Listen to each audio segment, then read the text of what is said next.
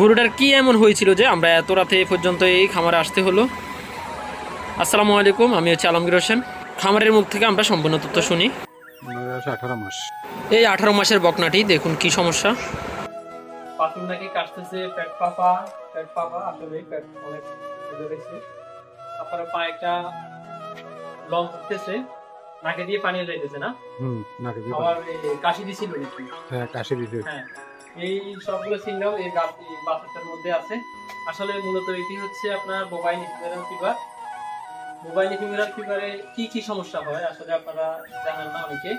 Mobile equivalent ফিভারে প্রথমত দেখবেন যে কাশি হয়, তারপর দেখবেন যে নাকে দিয়ে পানি যাবে, তারপর দেখবেন যে কোনো চার পায়ের ভিতরে যে কোনো এক পা এভাবে ল্যাঙ্গাবে। তো তখন আপনারা কি করবেন? সাথে সাথে আপনারা যদি পারেন সাথে সাথে পাঁচ পেট বলেন বা যে কোনো ব্যথানাশক ওষুধ খাওয়াতে পারেন। এটা আমি টেম্পারেচার মাপছিলাম 106 ডিগ্রি উপরে জ্বর ছিল। এই কারণে দেখেন গরুটা এখনো বসতেছে, প্রচন্ড পেট বাড়ি দিতেছে।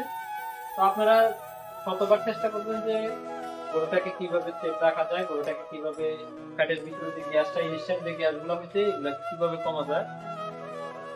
প্রাথমিকভাবে আপনারা আপনাদের বাড়িতে যদি আদা থাকে, আদা হালকা আদা একটু রস করে খাওয়াইতে পারেন, সমস্যা নেই। এটাতে কোনো সমস্যা হওয়ার কোনো কথা নেই। তো সবাই ভালো থাকবেন, সুস্থ থাকবেন, আপনার খামার যেন শুভ হয়, রোগ মুক্ত থাকে, এটা আমরা কামনা করি। ধন্যবাদ। আসসালামু আলাইকুম।